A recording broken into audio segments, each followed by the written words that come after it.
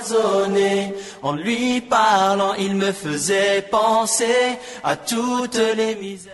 Assalamu alaikum wa rahmatullah, chers auditeurs. Je vous rappelle que vous suivez la radio Leral FM 104.6 et vous suivez votre émission La Classe en direct. Donc, on s'excuse un peu de ce retard, donc qui est indépendant de notre volonté. Donc, aujourd'hui, donc, comme on l'avait dit hier, nous avons comme invité M. Ibrahim Diagne Jim, donc qui est professeur de philosophie au niveau du lycée de Malik Sall. M. Diagne, bonjour. Bonjour, M. Niang. Ok, donc comme peut-être le moment nous l'exige, on a un peu changé notre calendrier pour au moins satisfaire les élèves. La classe en direct, donc qui passait souvent les dimanches de 15h à 17h, aujourd'hui, bien ces temps-ci, on a déplacé l'heure pour au moins chaque jour donner aux élèves l'opportunité de suivre cette émission, la classe en direct, de 11h à 13h. Aujourd'hui, on va parler de philosophie. Philosophie, peut-être on ne va pas un peu entrer dans la définition de la philosophie, peut-être on va entrer directement dans un domaine, la liberté, l'état et la liberté. On va commencer par la liberté. Si on dit liberté, c'est quoi? La liberté, d'abord permettez-moi de dire bonjour à nos auditeurs, à toute la population logatoise, particulièrement aux élèves. Alors maintenant, pour en venir au concept de liberté, je dirais que la liberté, plusieurs définitions. Mais pour ce qui est des élèves, pour essayer de cerner le concept, j'ai l'habitude de proposer aux élèves deux définitions de la liberté, notamment celle-là qui en fait un libre arbitre. Tout à l'heure, je vais y revenir. Et l'autre grande conception ou définition de la liberté, c'est celle-là qui en fait un acte réfléchi. Alors, que doit-on entendre lorsque la liberté est définie comme étant le libre arbitre? Eh bien, on dit que c'est la capacité à faire tout ce qu'on veut. Ici donc, on est libre que lorsque on a cette possibilité qui nous permet de décider de nous-mêmes sans pour autant que nos décisions ne soient influencées par quoi que ce soit. Si par exemple nous sommes dans un dilemme, dans une situation où il nous faut choisir, eh bien nous choisissons sans pour autant subir l'influence de quoi que ce soit également. On dit donc que être libre ici, lorsque nous sommes dans le champ du libre arbitre, c'est être apte à agir sans cause, sans motif, sans justification, sans même être animé par le désir de prouver quoi que ce soit. D'ailleurs, c'est dans ce sens que Alain dira que toute preuve de la liberté tuerait celle-ci. Alain, qui est un lointain disciple de René Descartes. Effectivement, puisque donc quand on est animé par le désir de prouver quelque chose, ce désir de prouver quelque chose va être une motivation, un motif ou une cause de notre action. Or, on a fini tout à l'heure de dire que l'acte libre, lorsqu'on est dans la théorie du libre arbitre, c'est l'acte qui est affranchi de toute forme de cause. Aucune cause n'est tolérée. Il y a donc une indépendance vis-à-vis de toute forme de détermination, tant au plan intérieur qu'au plan extérieur. Je le disais récemment à certains de mes élèves, en leur donnant quelques exemples de détermination, leur disant que les déterminations intérieures, ce sont les causes qui sont en nous-mêmes et qui sont susceptibles d'orienter ou de déterminer notre action. Par exemple, la colère. Quand moi, après avoir agi, on me dit pourquoi est-ce que tu as agi de la sorte, et que je dise que parce que j'étais sous le coup de la colère. Donc la colère, cette colère qui est une passion qui est en moi, est le fondement, la cause, la détermination de mon action. En tant que la colère est en moi, c'est une détermination intérieure. Si j'avais agi également sous le coup ou en tout cas poussé par un sentiment, ce serait aussi la même chose. Pour ce qui est des déterminations extérieures maintenant, c'est la présence de l'autre, c'est la société en général, c'est les lois. Si après avoir agi, je justifie mon action en disant que je me suis conformé aux lois, donc ce sont les lois qui ont causé mon action, et bien mon action ne s'inscrit plus dans le terrain du libre arbitre. Bref, être libre ici, c'est être capable de faire tout ce qu'on veut, et ce, en prenant ses distances vis-à-vis de toutes sortes de causes de détermination, aussi bien au plan intérieur qu'au plan extérieur. Donc je pense que c'est difficile donc d'être libre. Donc c'est pour cela que nous allons peut-être aborder la dimension, peut-être vous l'avez un peu brossé, la dimension psychologique de la liberté, la dimension peut-être politique et la dimension métaphysique de la liberté. Peut-être comment et quoi suis-je libre, ou du moins ai-je le sentiment d'être libre, ou suis-je libre également? Vous avez un peu répondu à cela, peut-être c'est un peu difficile, mais la dimension peut-être bien psychologique de la liberté, M. Diagne. Oui, d'abord j'aurais aimé commencer par la dimension métaphysique, puisque ça cadre avec ce que nous étions en train de dire. Hein. Cette conception de la liberté qui en fait le libre arbitre, justement, certains penseurs ont dit que c'est la liberté au plan métaphysique du terme. C'est-à-dire donc que c'est pas une liberté qu'on pourrait matérialiser, concrétiser. Vous avez tout à l'heure parlé également de sentiment d'être libre, justement. Quand on est dans la théorie du libre arbitre, ce sentiment-là, n'est-ce pas, on le perçoit. C'est ce que disait Leibniz. Hein. Il disait que avec la théorie du libre arbitre, il y a une certaine sensation qu'on pourrait qualifier de sentiment vif interne, intérieur. On le ressent intérieurement. C'est René Descartes également, il abonde dans le même sens lorsqu'il dit que cette liberté-là, on la perçoit sous forme d'expérience. C'est-à-dire que c'est en agissant seulement conformément à sa volonté, n'est-ce pas, donc on perçoit cette liberté. Je n'avais pas terminé. Tout à l'heure, je parlais de causes qu'on devait élaguer. On aura beau élaguer donc les causes, c'est-à-dire les supprimer, mais il y a quand même une cause qui subsiste, et c'est la seule cause, la seule détermination qui est tolérée, c'est la volonté de l'individu. Donc tout part lorsqu'on est dans la théorie du libre arbitre, et ça c'est important de le... Là, M.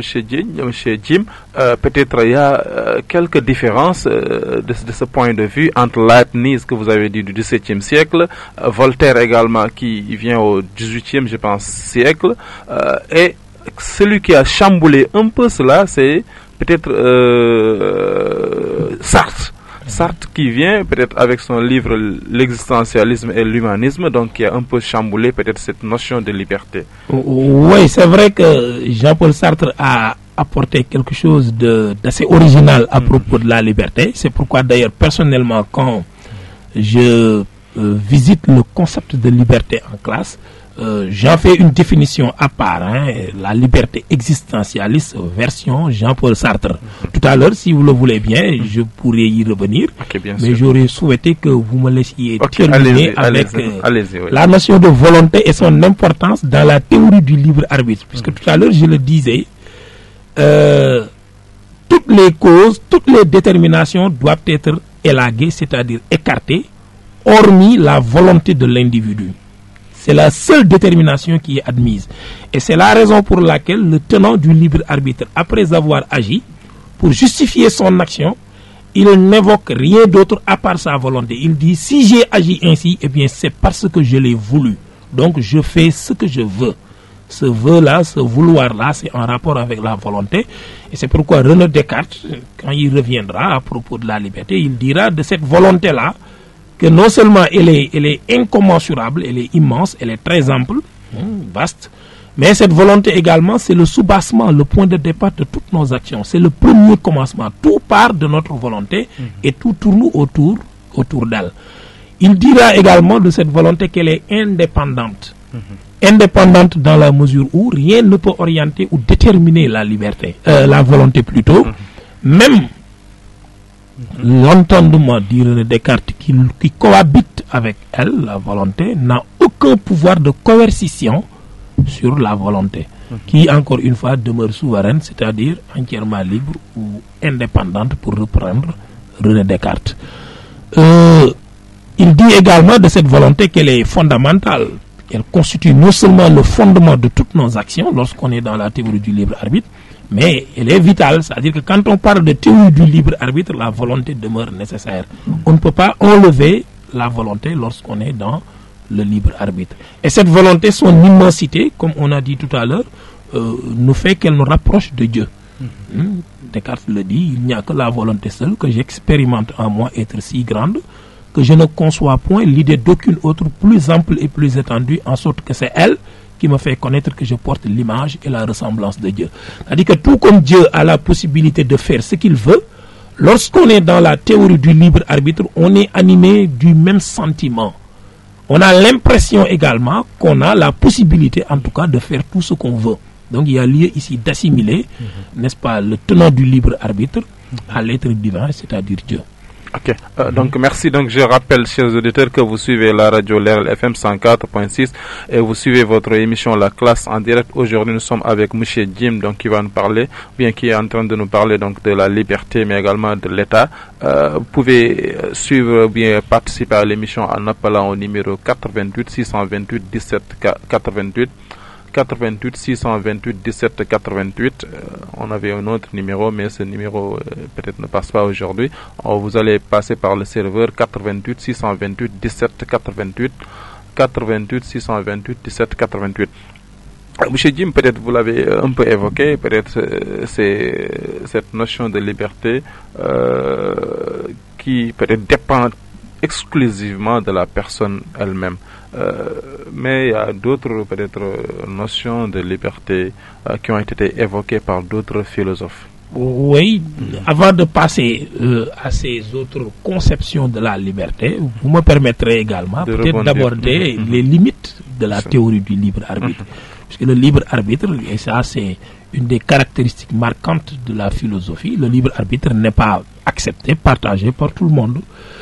Et en tant que conception de la liberté, le libre arbitre a subi beaucoup d'attaques de la part d'autres philosophes. Lesquelles attaques pourraient être résumées en deux niveaux, ou trois. Alors d'abord au plan social, on a eu à critiquer le libre arbitre, puisque donc on a dit du libre arbitre, puisque c'est la capacité à faire ce qu'on veut, eh bien si dans une société, les membres composant le groupe social s'avident à faire tout ce qu'ils veulent, eh bien, bientôt, ce sera l'anarchie. Oui, ce sera l'anarchie. Et en cas d'anarchie, il y aura une guerre civile. Les gens vont s'entre-déchirer. Finalement, donc, personne ne sera libre. Donc, au départ, avec le libre arbitre, on pensait accéder à la liberté. Mais voilà qu'au final, eh bien, on se retrouve dans une situation de guerre. Et lorsque c'est la guerre, ce sentiment de liberté est complètement perdu. C'est pourquoi, d'ailleurs, on assimile le libre arbitre à une sorte de liberticide. Liberticide, c'est-à-dire qui provoque même la mort de la liberté. Ça, c'est la critique au plan social. Il y a une critique également au plan psychanalytique, une critique que j'aime bien. Ce sont les psychanalystes qui ont dit qu'en réalité, les tenants du libre arbitre ou les théoriciens du libre arbitre se sont trompés sur un fait. C'est-à-dire qu'eux, ils ont cru qu'il était possible de concevoir des actions sans cause. C'est-à-dire des actions qui sont gratuites, comme ils le disent. Eh bien, selon la psychanalyse, il n'y a pas d'acte gratuit. Tout acte, quel qu'il soit, il a toujours une cause, très bien, une motivation. Maintenant, ce qui arrive très souvent, c'est quoi? C'est que l'auteur de l'acte lui-même peut ignorer les véritables causes qui ont présidé à son action. En d'autres termes, moi, je peux agir pensant que mon action est gratuite. Je dis que mon action ne repose que sur ma volonté, tout en ignorant que ma volonté en elle-même n'est pas un premier commencement. Elle a été orientée et déterminée par d'autres causes qui m'échappent. Et selon la psychanalyse, parfois, ces causes-là, pourquoi est-ce que ça échappe à l'individu? C'est que très souvent, elles sont enfouies dans son inconscient. Et c'est pourquoi l'individu n'a pas toujours une conscience claire de ces véritables causes-là. Sur ce point d'ailleurs, Spinoza, sans pour autant appartenir à la théorie psychanalytique telle que l'a conçue en tout cas Freud, puisque Spinoza est antérieur à lui, mais on peut dire que sur ce point, il est un psychanalyste avant la lettre. Il comparait le théoricien du libre arbitre à un ivrogne. Il dit que l'ivrogne, lorsqu'il est dans cet état d'ébriété, c'est-à-dire d'ivresse, eh bien, il peut proférer des propos, il peut poser des actions dont il croit être l'auteur de façon consciente. Mais lorsque son ébriété se sera dissipée, très souvent, si on lui rapporte, n'est-ce pas, ses comportements ou son discours, lui-même, il a les yeux hagards, c'est-à-dire qu'il est très surpris de se rendre compte qu'il était l'auteur lui-même de ces actions-là. En d'autres termes, ce que Spinoza veut dire par là, c'est que le libre arbitre n'est qu'une simple illusion.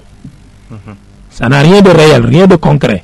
Et c'est une illusion qui est née de deux choses, de la combinaison de deux choses. C'est quand on a conscience de la volonté de faire quelque chose, laquelle conscience de cette volonté est jointe à l'ignorance maintenant des causes qui nous font agir. C'est en ce moment-là qu'on a le sentiment d'agir sans cause. C'est pourquoi il le dit, et là on le cite, il dit l'illusion du libre arbitre naît de la conscience de nos actions jointes à l'ignorance des causes qui nous font agir.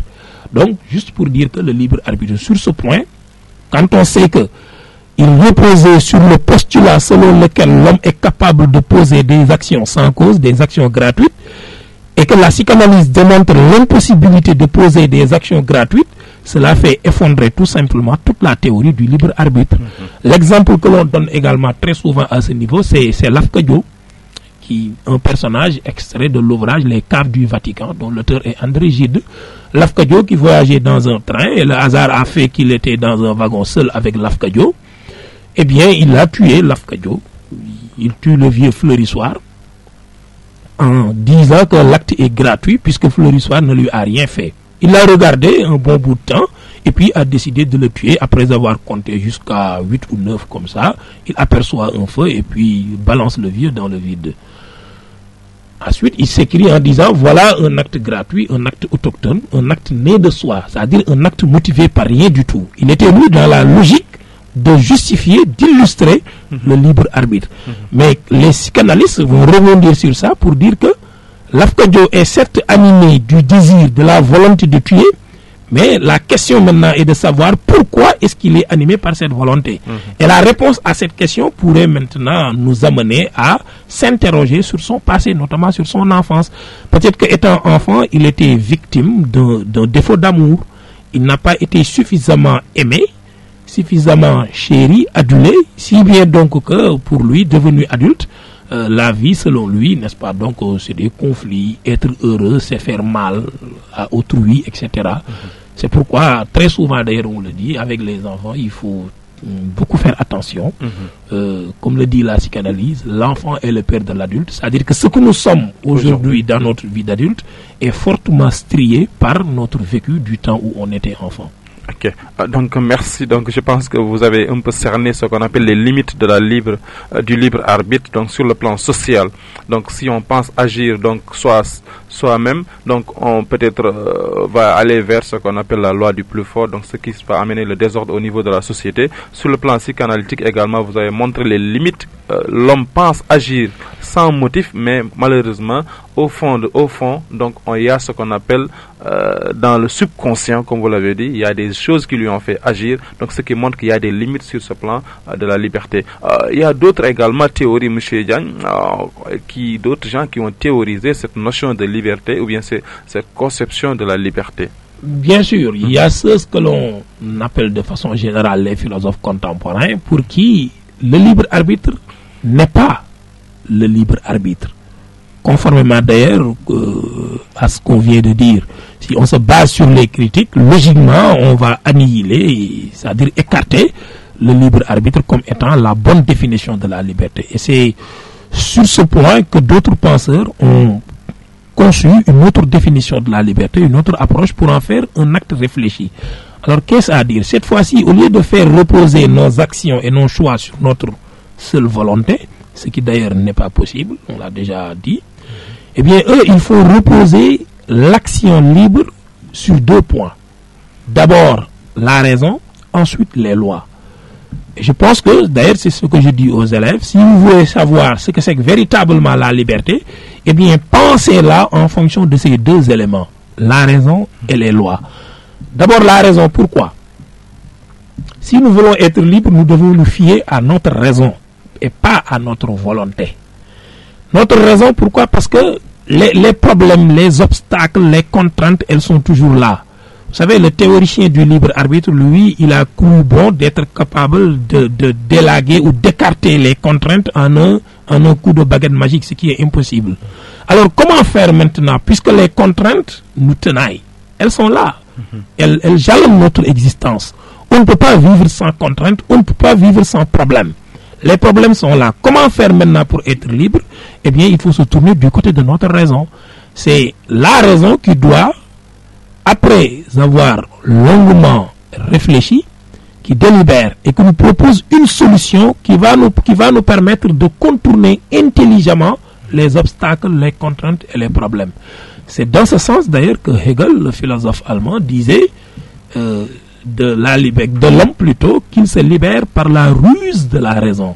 L'homme se libère par la ruse de la raison. Quand Hegel le dit, c'est dans ce contexte que nous nous situons justement. Il veut tout simplement dire que face au problème, au lieu de dire je fais ce que je veux, ce qui est irresponsable et inintelligent, au lieu de dire je fais ce que je veux, comme le théoricien du libre arbitre, eh bien il faut tout simplement interroger sa raison, écouter attentivement ses conseils et faire l'effort de s'y conformer de la façon la plus scrupuleuse qui soit. N'est-ce pas? D'ailleurs, lorsque René Descartes est revenu sur la question de la liberté, il n'a pas dit autre chose. Il a mis la notion de liberté avec la raison. Après avoir certes reconnu le libre arbitre, il dit que certes c'est une conception de la liberté, mais elle ne convient pas à l'homme, peut-être à des animaux. Puisque donc l'homme c'est un être intelligent, et bien avant d'agir, avant de choisir également entre plusieurs alternatives, il doit tout simplement interroger sa raison, et cette dernière, n'est-ce pas, va délibérer et nous donner la bonne conduite. Donc la raison, elle est importante, je dirais même qu'elle est fondamentale si nous voulons accéder à la liberté. Puisqu'il lui appartient à la raison d'inventer des solutions face à certaines situations difficiles. Une sorte de tamis, quoi. Très bien, pourquoi pas. L'autre raison, ce sont les lois. Et vous verrez également tout à l'heure qu'on ne peut pas séparer même la raison avec les lois. Les lois, pourquoi? Parce que d'abord, quel est le lien? C'est-à-dire que la raison, quand quelqu'un suit sa raison va lui commander de se conformer aux lois. Et quand on se conforme également aux lois de sa cité, d'une manière générale, on accède à la liberté. Vous savez, en venant ici dans les studios de l'RL FM, je suis venu en homme libre. Et je crois bien qu'en sortant ici également, je sortirai en homme libre. Pourquoi? Parce que je respecte les lois de la cité. Quand je dis la cité, c'est-à-dire la société sénégalaise. Imaginez que hier, si j'avais fait par exemple un crime, un meurtre par exemple, hier, je ne pense pas que je serais venu ici tranquillement, librement faire l'émission. Ou bien si vous voulez venir aujourd'hui à partir de 22h pour faire l'émission. Très bien, ce serait impossible. Ce serait impossible. Oui. Donc, il faut, tant soit peu, se conformer aux lois de sa cité pour espérer être libre. Mais je dis encore une fois que pour se conformer aux lois, il faut également suivre sa raison. Et la raison va te commander de te conformer aux lois. L'importance maintenant des lois dans la liberté, c'est quoi? C'est que dans une cité, s'il n'y a pas de loi, ce sera l'anarchie. Les gens seront tentés de faire ce qu'ils veulent. On retourne au libre arbitre. Or, tout à l'heure, on a dit qu'avec le libre arbitre, on plonge dans l'anarchie. C'est ce qui va arriver inévitablement. C'est pourquoi d'ailleurs, Jean-Jacques Rousseau le dit, point de liberté sans la loi. Là où il n'y a pas de loi, effectivement, on ne peut pas parler de liberté. Pourquoi? Pour la bonne et simple raison que, en l'absence des lois, les plus forts vont transformer leur force en droit et seront amenés à assujettir les plus faibles qu'ils vont réduire à l'état d'esclavage. Et ils vont leur imposer l'obéissance comme étant une sorte de loi. N'est-ce pas? Si bien donc que ce sont les lois qui nous libèrent. Le père Henri Lacordaire, c'est ce qu'il dit. Entre le fort et le faible, c'est la loi qui libère et la liberté qui opprime. Pourquoi et comment est-ce que la liberté va opprimer? Cette liberté qui va opprimer, c'est sans nul doute le libre arbitre, puisque les gens sont amenés à faire tout ce qu'ils veulent. Ce sera la loi du plus fort, la loi de la jungle. Comment maintenant les lois vont libérer? Parce que ce sont les lois, comme on a dit tout à l'heure, qui vont protéger les faibles de la force, de la tyrannie et de l'oppression du plus fort. Donc là, en l'absence des lois, on ne peut plus parler de liberté. Voilà pourquoi donc tout à l'heure je disais que pour qu'il y ait véritablement liberté, il va falloir conjuguer les efforts et de la raison, mais également de la loi. Sans les deux, on ne peut pas espérer être libre. Pierre Burjalin d'ailleurs intervient à ce niveau avec une pensée que j'aime bien. Là, quand il dit « Je ne peux vouloir que la loi si j'écoute ma raison dans le silence des passions ». Comme pour dire donc que quand l'individu parvient à museler ses passions, c'est-à-dire ses désirs qui lui sont propres, personnels, particuliers, ce sera à sa raison maintenant de parler, et quand la raison parle, elle nous pousse à agir conformément à la loi. Sur ce point également, ce serait important d'évoquer Jean-Jacques Rousseau quand il disait que la véritable liberté, ce n'est pas faire également ce qu'on veut, mais c'est plutôt se conformer aux lois, n'est-ce pas, obéir aux lois. Voilà ce que c'est que véritablement la liberté. Obéir à la loi qu'on s'est soi-même prescrite, c'est ça la liberté. La loi qu'on s'est soi-même prescrite, pourquoi? Parce que la loi sera l'émanation de la volonté générale. Or, la volonté générale, elle est rationnelle. Si bien que quand quelqu'un se conforme à la loi qui est rationnelle, il se conforme à sa raison qui lui appartient, et en se pliant à sa raison, il devient lui-même sa propre autorité. Il ne se soumet à personne d'autre si ce n'est à lui-même, et il devient entièrement libre. Très bien. Donc, merci, monsieur Jim. Donc, je pense que c'est très clair. Donc, vous avez un peu abordé, très bien abordé, même ce qu'on appelle la dimension politique de cette liberté. Vous l'avez abordé sur différents domaines. Peut-être l'homme ne peut être libre qu'en acceptant les lois qui sont édictées dans la société. Vous avez donné l'exemple de Jean-Jacques Rousseau, donc qui, peut-être dans son livre Le Contrat social, je pense bien, donc qui montre ces faits-là, que l'homme doit obéir à ces lois. Donc je pense que nous sommes même en cette période-là, avec le confinement également, le couvre-feu, nous sommes obligés de se plier pour être libres, sinon on sera contraint d'être forcé à rester chez soi. Donc je pense également que ce sont des éléments qui sont fondamentaux qu'il faut respecter pour être libre. Monsieur Jim, également, il y a ce qu'on appelle une petite différence entre la pensée de Jean-Jacques Rousseau sur la liberté et celle de Spinoza. Qu'est-ce qui les différencie un peu, Siliana? La pensée de Jean-Jacques Rousseau, on le range, sa conception de la liberté, dans la dernière conception de la liberté que j'ai fini de développer, la liberté comme étant un acte réfléchi. Pour Jean-Jacques Rousseau, on est libre que lorsque on se conforme, n'est-ce pas, donc aux lois de la cité, lesquelles lois de la cité, bien entendu, doivent être bonnes. Et pour être bonne, comme on a dit, il faut qu'elle soit l'expression de la volonté générale, qui est rationnelle. Et en se soumettant à ces lois-là, on se soumet à la raison et on devient entièrement libre. Par contre, vous avez parlé de Spinoza, très bien. Spinoza, lui, il est dans un autre carcan, hein, si je peux parler ainsi, puisque Spinoza, c'est un panthéiste. Et pour comprendre sa conception de la liberté, il faut partir du panthéisme. D'abord, j'ai l'habitude de dire que les panthéistes, les stoïciens, tout comme les mystiques de l'islam, ceux-là que l'on appelle les soufis, ils ont à peu près la même conception de la liberté. De légères différences, n'est-ce pas, donc les éloignent les uns les autres. Pour le panthéisme, d'une manière générale, puisque le panthéisme d'ailleurs c'est quoi? Ce pan-là, P-A-N, puisque le panthéisme est composé de deux vocables grecs, pan qui signifie tout, et le théisme là, ça vient du grec théos qui renvoie à Dieu. Pour les panthéistes, tout est Dieu. Et puisque donc tout est Dieu, c'est l'être de Dieu qui déborde et qui décide de tout. C'est Dieu qui fait tout, c'est Dieu qui est tout. L'homme ne doit pas se considérer comme étant quelqu'un qui dispose d'une liberté infinie, ou en tout cas, il n'est pas, comme dit Spinoza, un empire dans un empire. Puisque donc, pour les panthéistes, il n'y a qu'un seul empire détenu par Dieu, en tant qu'il est la nature naturante, c'est lui qui est à l'origine de tout, c'est lui qui est tout, et c'est lui également qui est à la fin de tout. Et c'est la raison pour laquelle, pour Spinoza, l'homme ne dispose pas d'une liberté. Être libre, donc, selon lui, c'est comprendre les choses ainsi, et être prêt à se plier à la volonté de la nature. Donc, l'homme n'a pas de liberté singulière à revendiquer, comme l'avait déjà théorisé les tenants du libre arbitre. Et c'est la raison pour laquelle Spinoza leur avait adressé cette critique-là, que le libre arbitre n'est qu'une simple illusion. Illusion, donc ça n'existe pas dans les faits. Donc pour lui, l'homme n'a pas de liberté au sens d'action qui lui est propre. Une liberté qui repose sur sa seule volonté. Là, c'est ignorer les véritables lois de la nature. Pour lui, le seul être libre, au sens indépendant du terme, c'est l'être de Dieu. L'homme maintenant, il peut espérer être libre, mais ce sera une liberté intellectuelle.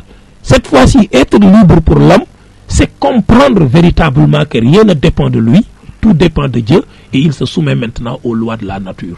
Donc ce sera une liberté intellectuelle. C'est comprendre véritablement qu'on n'est pas libre au sens de la théorie du libre arbitre. C'est pourquoi tout à l'heure j'assimilais la pensée spinoziste avec celle des stoïciens. Eux aussi, ils ne disent pas autre chose. Pour les stoïciens, le seul être libre, c'est Zeus. Qui est Zeus, c'est le Dieu des dieux, c'est le Dieu suprême. C'est lui qui a en charge, n'est-ce pas, l'agencement et le déroulement, en tout cas, des événements qui ont lieu dans cet univers. Tout dépend de lui. L'homme libre, c'est celui-là que eux, ils appellent le sage, c'est-à-dire le philosophe. C'est celui qui comprend que rien ne dépend de lui. Tout dépend de Dieu, c'est-à-dire Zeus. Nous sommes dans un monde où chaque chose est à sa place. Tout est déjà régi par le grand maître Zeus, qui est le Dieu des dieux, encore une fois. Ok, merci encore une fois. Je rappelle que vous suivez la radio Leral FM 104.6. Vous suivez votre émission, la classe en direct. Vous pouvez appeler participer à l'émission en appelant au numéro 88 628 17 88. 88 628 17 88. Nous sommes avec Monsieur Jim. Monsieur Jim, vous avez un peu abordé cette différence qui existe entre la pensée de la liberté entre Descartes et également entre Spinoza. Peut-être un peu revenir sur la dimension métaphysique de la liberté. Ouais. D'abord, j'ai dit tout à l'heure que certains penseurs ont considéré que le libre arbitre, en tant qu'il est une illusion, c'est une approche très métaphysique de la liberté. Métaphysique, pourquoi? Parce que ça n'a rien de réel. Ce n'est qu'une simple illusion. Mais d'une manière générale, le concept de liberté lui-même, c'est une notion métaphysique. Pourquoi? Parce qu'on parle de métaphysique dès l'instant qu'il y a dès l'instant que l'objet sur lequel porte notre réflexion n'est pas concret, reste donc dans le domaine de l'abstraction. Or, c'est justement ce dont il est question lorsqu'on parle de liberté, puisque la liberté est une notion purement idéale. C'est seulement au plan des idées qu'on peut tenter de cerner la liberté. C'est pas quelque chose de concret, quelque chose qui tombe sous le contrôle des organes de sens. Donc la liberté en elle-même est toujours, n'est-ce pas, donc une notion abstraite. Et en tant que telle, elle est métaphysique. Ok. Monsieur Jim, peut-être là également sur la pensée de Jean-Paul Sartre. Oui. Donc Jean-Paul Sartre, peut-être là, il a un peu bouleversé, peut-être au XXe siècle, la pensée de la liberté en disant, je pense bien, l'essence précède l'existence. En fait, lui, il dit le contraire. Ce sont les essentialistes qui disent, les essentialistes comme les soufis, encore les stoïciens qui disent que c'est l'essence qui précède l'existence. Parce que quand on croit en un Dieu, on pense que avant même que nous ne venions au monde, Dieu a déjà décidé de tout. Cette question-là, on la retrouve dans les religions révélées, je pense bien, et sur ce point, je vais devoir un petit peu faire attention, puisque je veux parler sous ton contrôle. Mais je pense bien qu'il y a une tradition prophétique qui le dit, qu'au 120e jour dans le ventre de sa mère, Dieu dépêche un ange auprès du fœtus qui lui prescrit 4 choses. Le jour de sa naissance, le jour de sa mort, ce qui se passe dans cet intervalle et sa dernière demeure. Moi, je dis finalement, lui des, t'arrêtes de ça tout dit. N'est-ce pas? Donc, Dieu a déjà décidé de tout. Là, si on se base en tout cas sur cette tradition prophétique, on est en droit de dire que c'est l'essence qui précède l'existence. C'est-à-dire qu'avant que nous n'existions, tout ce qui doit se passer dans notre vie a déjà été décidé. Ce qui va se passer dans notre vie, c'est cette essence. Cette essence-là, elle a précédé. C'est-à-dire qu'elle a déjà été façonnée, créée, inventée, décrétée, arrêtée et décidée par Dieu. Avant même que nous n'existions. Avant même que nous venions au monde. Justement, c'est ce que Jean-Paul Sartre ne partage pas. Jean-Paul Sartre, lui, il dit que mais finalement, donc, ceci ne va faire que tuer la liberté. Puisque donc, si Dieu a déjà décidé de tout, donc nous ne sommes que des marionnettes. Nous ne sommes là que pour exécuter, n'est-ce pas, donc, la volonté de Dieu. Nous ne sommes plus libres, nous perdons notre liberté. Alors lui, il emprunte le trajet inverse. Il inverse, pourquoi? Parce qu'il dira non, c'est plutôt l'existence qui précède l'essence. Donc j'existe d'abord et je suis maintenant un ensemble de possibilités. Si je prends mon cas, aujourd'hui je suis professeur. Est-ce qu'il ne va pas rejoindre un peu les gens qui ont un peu peut-être parlé du libre arbitre? Dans un certain sens, il est un tout petit, il est très proche du libre arbitre. D'ailleurs, le cours que je fais en classe, si le temps m'est donné, mais vous savez, l'année scolaire, d'une manière générale, chez nous, il est tellement escamoté par parfois des crises, des grèves, comme vous le savez, comme moi, que finalement, on n'a pas le temps de parcourir les notions à sa guise. Mais généralement, je commence le concept de liberté en disant la liberté comme une absence totale de contraintes. Et pour l'illustrer, je m'appuie généralement sur deux théories, le libre arbitre, mais également la liberté existentialiste selon Sartre. C'est pourquoi ces deux conceptions, vous n'avez pas tort de les rapprocher. N'est-ce pas? Cette fois-ci, maintenant, peut-être la différence avec le libre arbitre, c'est qu'avec Sartre, la conception de la liberté quand même est devenue beaucoup plus intelligente et beaucoup plus responsable que le théoricien du libre arbitre qui dit « je fais ce que je veux ». Tout simplement. Sartre, lui, il évoque la raison. Il évoque la raison pour davantage responsabiliser l'homme. Et il démontre également à sa manière que l'homme, il est entièrement libre. Entièrement. Et pour bien cerner la liberté sartrienne, j'ai l'habitude de la subdiviser en 3 niveaux. Sartre dit que nous sommes libres entièrement d'abord par rapport aux choses. Il y regarde les choses du monde. Tu prends n'importe quel objet, par exemple ce micro avec lequel je m'adresse aux gens, c'est moi l'homme qui l'ai créé. Le micro n'a pas la liberté de devenir autre chose qu'un micro. Et s'il s'appelle micro, la couleur, la forme, la dimension, la fonction qu'il a, c'est moi l'homme qui lui ai donné tous ces éléments-là. Il n'est pas libre de devenir autre chose que ce que moi j'aurais souhaité en tout cas qu'il soit. Donc je suis libre par rapport aux choses du monde. C'est valable pour mes vêtements, c'est valable pour la maison, pour la voiture, n'est-ce pas? Ils sont ce qu'ils sont que conformément, n'est-ce pas, donc à mon pouvoir. C'est moi qui ai décidé plutôt de ce qu'ils sont, et il en est ainsi. Je suis libre également par rapport aux situations du monde, et ça c'est le deuxième niveau de liberté. Sartre dit l'homme est libre par rapport aux situations du monde. Il dit c'est vrai que les situations nous préexistent. Avant que nous n'existions, nous les humains, moi par exemple, quand on prend l'homme dans sa singularité, les situations ont existé bien avant nous. Moi, quand je suis venu au monde, j'ai vu qu'il y avait des gens qui réussissaient, la situation de réussite. J'ai vu également qu'il y a des gens qui échouaient, la situation d'échec. Il y a des gens qui sont dans la situation d'esclavage, d'autres qui sont en prison. Voilà quelques situations de vie. Ces situations-là m'ont préexisté. Elles n'ont pas commencé avec moi. Mais pourtant, Sartre dit, j'ai la possibilité de manifester ma liberté par rapport à ces situations. Exemple, quand je suis en prison, je suis dans une situation, mais je suis toujours libre. Comment cela? Libre d'accepter ma situation de prisonnier, libre de m'évader, libre de me suicider dans la prison. Tout dépend de l'idée que je me fais de cette situation. Et cette idée-là m'appartient. C'est pourquoi, au lieu de me laisser submerger, dépasser par les situations, je dois plutôt me transcender, me placer au-dessus des situations, les dépasser. Ce dépassement des situations par moi-même. Allô? Allô, salam alaikum. Maaleykum salam. Bonjour, vous allez bien? Oui, je vais très bien, alhamdulillah. C'est qui? C'est Mohamedou Sam, disciple de Moussa Dine. Mohamedou Sam. Ça va, vous allez bien? Allô, oui. Mohamedou Sarr, oui, ça va bien. Allô? Allô, oui, on vous entend bien. Oui, c'est Mohamed Sarr. Mohamed Sarr, oui. Vous êtes sur la radio Leral FM. Oui, très bien. Okay. Comment vous allez? Je vais bien, et vous? Oui, très bien. Vous avez une question à poser? Monsieur Jim, vous entend bien. Monsieur Jim, je vous salue. Ah, bonjour Mohamed Sarr. Oui, c'est votre élève. Oui, je reconnais la voix, devenu aujourd'hui professeur. Oui, monsieur Jim. Oui, Machallah Sarr, oui. Oui, ça va, nous avons très bien écouté votre intervention. Vraiment, tout a été bien dit. Mais j'ai juste une question. Oui, allez-y. Et j'espère que ça profitera aux élèves. L'État est-il le garant ou l'ennemi de la liberté humaine? L'État est-il le garant ou l'ennemi de la liberté humaine? Ok, je vous remercie. Merci, M. Sarr.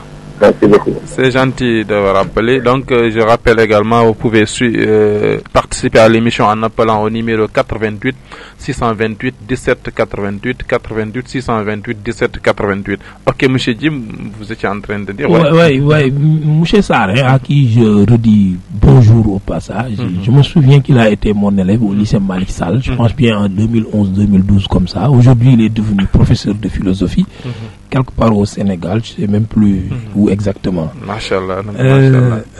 Alhamdoulilah, oui. Je disais, on était à la liberté sartrienne, le deuxième niveau de liberté, où Sartre disait justement que les situations d'accord nous préexistent, mais leur sens, leur signification dépend de nous. Tout dépend de l'idée que je me fais de la situation dans laquelle je suis. Par exemple, quand je suis en prison, j'ai la liberté d'accepter mon sort. Par exemple, je dis, la liberté n'est rien, la prison plutôt n'est rien. Je me souviens en 2006, Idrissa Seck, quand il se rendait en prison, je ne sais pas si je me rappelle. Très bien. Sur la route qu'il a menée à Rebus, les journalistes ont tendu un micro. Il dit, je prends l'opinion sénégalaise et internationale à témoin. Moi, Idrissa Seck, je ne souffre de rien, je ne suis pas malade. Il dit, je vais en prison, si je meurs, c'est que j'ai été victime d'un attentat. La prison, pour moi, Idrissa Seck, n'est rien d'autre qu'un raccourci pour le palais. Il dit que c'est un raccourci pour le palais. Il dit, je veux être un jour président de la République. Aujourd'hui, Wade qui me met en prison a fait la prison. Ça ne l'a pas empêché d'être président de la République. Il donne également l'exemple de Mandela. Il dit, Mandela a fait 27 années de sa vie en prison. Ça ne l'a pas empêché d'être président de la République. Donc si je passe quelques jours, quelques mois ou années en prison, c'est un raccourci pour le palais. Voilà l'interprétation qu'il fait de son séjour carcéral. Cette idée-là, avec laquelle il interprète son séjour en prison, cette idée relève de sa liberté.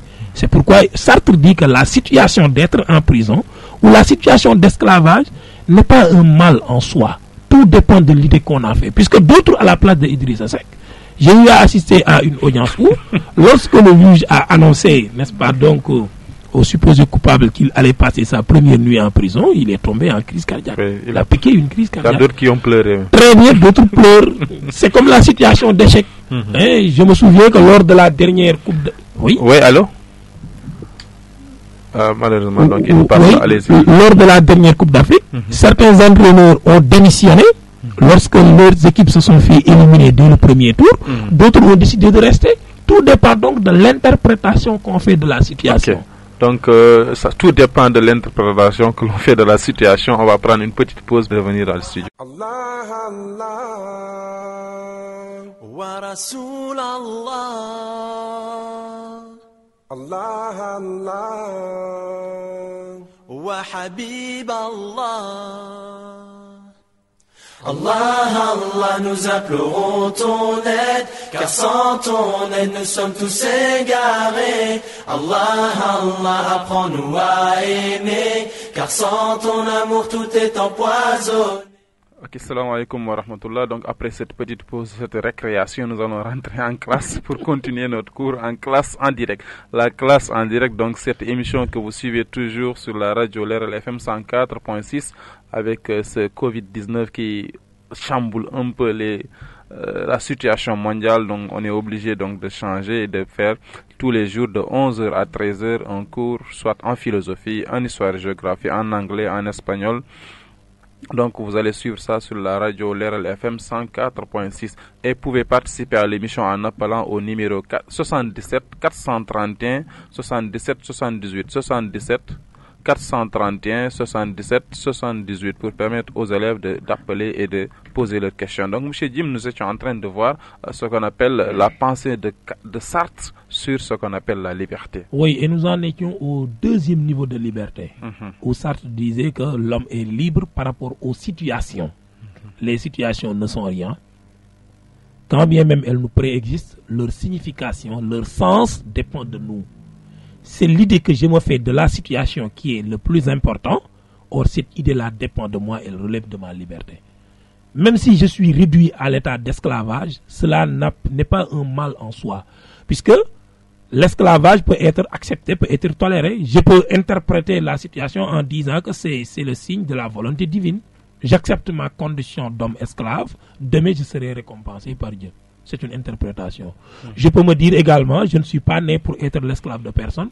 Je vais livrer bataille. Si je meurs, je ne suis plus l'esclave de quelqu'un. Si je gagne la bataille, je m'affranchis, j'accède définitivement à la liberté. Donc tout dépend de l'interprétation que je me fais de la situation. D'ailleurs, c'est dans ce sens qu'il va falloir comprendre également cette célèbre phrase de Jean-Paul Sartre qui avait à l'époque quelque peu défrayé la chronique.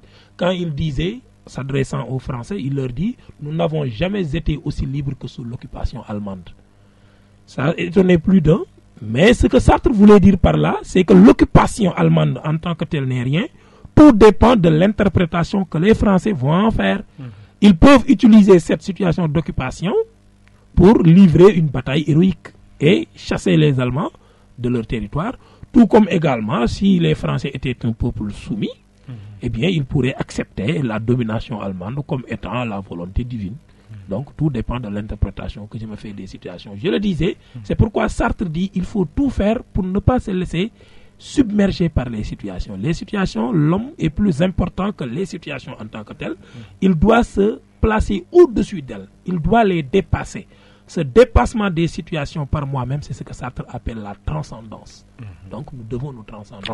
Enfin, le troisième niveau de liberté, c'est la liberté par rapport à nous-mêmes. Nous sommes libres par rapport à nous-mêmes.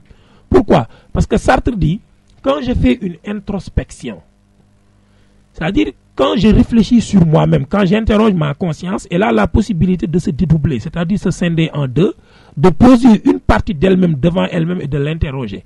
Ma conscience pourra me révéler le type de personnalité que j'ai. Par exemple, moi qui suis de nature très timide, n'est-ce pas? Ma conscience me révèle ma timidité.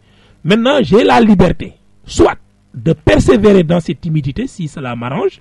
J'ai aussi la liberté d'aller voir un médecin puisque la timidité est une maladie qui peut se guérir. Donc si je persévère dans cette personnalité-là, cela est le signe de ma liberté. Si je décide de m'améliorer, de changer, de combattre cette timidité, je l'aurais combattu en homme libre. Donc je suis libre par rapport à moi-même puisque ma conscience me révèle ma personnalité et en le faisant, je me libère, n'est-ce pas, donc de moi-même. C'est pourquoi Sartre dira que nous sommes absolument libres. Nous sommes absolument libres. Oui. Donc, la phrase d'ailleurs qui a fini par le condamner, il le lâche dans l'existentialisme et l'humanisme, lorsqu'il dit « Nous sommes condamnés à assumer une liberté que nous n'avons pas choisie mais qui nous détermine ». Oui, on lui a fait maintenant le reproche. D'abord, le mot condamnation et liberté, ça ne rime pas. Mais Sartre ne pouvait pas ne pas dire cela. Il était comme lui-même enfermé par sa propre conception de la liberté. Pourquoi? Parce que Sartre dit on ne peut pas avoir la possibilité de ne pas être libre. Parce qu'à la question de savoir, pour quelqu'un qui ne voudrait plus être libre, Sartre va lui refuser cette possibilité, étant conforme à sa propre logique. Ce que je veux dire par là, c'est quoi? Condamné. Très bien. C'est que quand moi, par exemple, je dis je ne veux plus être libre, Sartre me dira mais justement, c'est en homme libre que tu es en train de rejeter ta liberté. Donc la liberté m'encercle. C'est comme une sorte de cercle vicieux par rapport auquel je ne peux pas me défaire. C'est pourquoi il parle de condamnation. Mais sur ce point également, il a eu à essuyer beaucoup de critiques, puisqu'on lui a dit le mot condamnation et le mot liberté, ça ne rime pas. Ça ne colle pas. Un condamné ne peut pas prétendre accéder à la liberté. Mais comme j'ai dit, Sartre ne pouvait pas ne pas faire autrement. Ok, merci. Donc, selon Sartre, donc, on est absolument libre. Donc, chers élèves, je rappelle que vous suivez votre émission La Classe en direct. Nous sommes avec Monsieur Jim, donc, qui est professeur au niveau du lycée Malick Sall de Louga. Donc, vous pouvez participer à l'émission en appelant au numéro 77 431 77 78 77 431 77 78. Monsieur Jim, donc, après avoir peut-être épuisé, le temps ne nous permet pas d'épuiser complètement ce thème-là, c'est-à-dire la liberté. On va directement plonger vers ce qu'on appelle l'État. Si on parle d'État, on va vous demander un peu pratiquement dans la première question, quelles sont les différentes doctrines politiques? Ah, très bien, oui, les différentes doctrines politiques. Je dis très souvent aux élèves que s'ils parviennent à cerner ces différentes doctrines politiques, ils n'auront plus en tout cas pas beaucoup de problèmes pour venir à bout des sujets qu'on leur propose et qui tournent autour de l'État. Alors ces doctrines politiques, c'est vrai qu'elles sont très nombreuses, mais on peut les regrouper encore une fois, de sorte qu'on aura au final 3 grandes doctrines politiques. On peut avoir le totalitarisme, encore appelé l'absolutisme. à côté duquel on aura l'anarchisme et enfin la démocratie. Je crois que ces trois doctrines politiques bien cernées devront plutôt permettre aux élèves de prendre en charge la quasi-totalité des sujets qui tournent autour de l'État. D'abord, rapidement, qu'est-ce que le totalitarisme, encore appelé l'absolutisme? Eh bien, on parle de totalitarisme quand le chef de l'État, celui donc qui a en charge les affaires de la cité, accapare tous les pouvoirs. D'ailleurs, dans le mot totalitarisme, il y a le mot totalité, il y a le mot tout. Donc, quand le chef s'empare de tous les pouvoirs, on parle de totalitarisme. Et quand quelqu'un s'empare de tous les pouvoirs, généralement, son règne devient absolu. Et quand le règne est absolu, voilà ce qui justifie l'appellation absolutisme. C'est pourquoi il y a une assimilation très logique, normale, du totalitarisme et de l'absolutisme. Donc le totalitarisme, quand je détaille, ça pourrait donner ceci. Avec le totalitarisme, le chef s'accapare de tous les pouvoirs, règne sans partage et l'exercice de son pouvoir ne rencontre aucune opposition. Il n'y a pas d'opposition. Le chef, il fait ce qu'il veut. Même les lois de son pays sont taillées en fonction de son propre bon vouloir. Il fait et défait les lois. On a tendance à dire que nul n'est au-dessus des lois, sauf dans un État où il y a un régime totalitaire. Là, le chef, lui, il est au-dessus des lois. Cela pourrait rappeler, n'est-ce pas, donc certains États de l'Antiquité, pourquoi pas, du temps de Jules César. Jules César aimait dire au peuple, moi, Jules César, je suis la loi. La loi m'appartient. Quiconque veut la dire doit d'abord avoir mon autorisation, et s'il l'a dit, il doit la dire en mon nom. Donc il y a une confusion parfaite entre le pouvoir, l'exercice du pouvoir et celui qui a en charge, n'est-ce pas, donc ce pouvoir-là, c'est-à-dire le chef. Le pouvoir devient son bien propre. Il en use et très souvent en abuse. Vous voyez donc sous ce rapport-là, quand le chef a tendance à faire ce qu'il veut, il fait et défait les lois à sa guise, eh bien les populations sont réduites à l'état de sujet. Oui, un sujet, c'est un esclave. Ils n'ont aucun droit. Ils n'ont que des devoirs, notamment le devoir de soumission vis-à-vis de leur chef. Tout ce que le chef fait est bien. Des penseurs comme Thomas Hobbes ont défendu le totalitarisme. Hobbes le dit. C'est pourquoi d'ailleurs il assimile le chef de l'État à un Léviathan. Le Léviathan, un personnage tiré de la Bible, c'est-à-dire un monstre dont la charge était la mission était de punir les méchants en enfer. C'est que pour Thomas Hobbes, on parle chez lui d'anthropologie pessimiste, c'est-à-dire que sa conception de l'homme n'est pas très rose. Lui, il considère que l'homme, il est méchant. Et sur ce point, il se distingue de Rousseau. L'homme, il est méchant. Pour pouvoir le tenir en respect, il va falloir le violenter. C'est pourquoi il dit, sous forme de conseil au chef, de n'accorder la moindre parcelle de liberté aux populations. Puisqu'il dit que l'homme par nature, il est tellement mauvais, tellement méchant que si tu lui accordes une petite... Allô, salam alaikum. Allô, oui. Ah, bonjour, ça va bien? Bonjour, vous allez bien. C'est qui et vous? C'est Elhaj Makhtar Thiam. Elhaj Makhtar Thiam, vous allez bien? Je vais très bien, alhamdoulilah. Alhamdoulilah. Bon, tout d'abord, je salue l'émission parce qu'elle permet aux candidats au bac d'obtenir quelque chose en cette période où l'école est forcée de fermer, c'est à cause du virus, qui est une maladie de taille internationale. Merci. Aussi, je remercie M. Diagne du fait de sa clarté, mais aussi de sa disponibilité indéniable. Merci. Bon, sans plus tarder, je vais poser une question à l'endroit de lui. Ok, allez-y. Mais quand est-ce que nous sommes libres? Parce que j'ai appris à travers l'émission qu'ils disent qu'il n'existe pas une définition unanime à la liberté. Et donc, il est bien, comme étant expert à la discipline, de nous éclairer davantage maintenant. Quand est-ce que sommes-nous libres? Oui. Dans quelles circonstances maintenant l'homme est libre? Dans quelles... Ok. Merci Elhaj. Merci d'avoir appelé. Donc, nous remercions de passer également l'auditeur qui vient d'appeler, M. Elhaj Makhtar Thiam. Donc, oui, Elhaj Makhtar Thiam alias Roland. Ok. Il se reconnaîtra avec ce sobriquet. Ok, allez-y. Mais nous étions en train de voir ce qu'on appelle les différentes doctrines. Vous êtes en train de voir ce qu'on appelle le totalitarisme. Le totalitarisme, encore appelé absolutisme. Donc le constat, c'est quoi?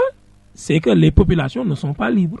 L'individu, donc, qui est un échantillon, un élément de cette population, n'espère pas accéder à la liberté avec le totalitarisme, puisque le chef a tendance à faire ce qu'il veut.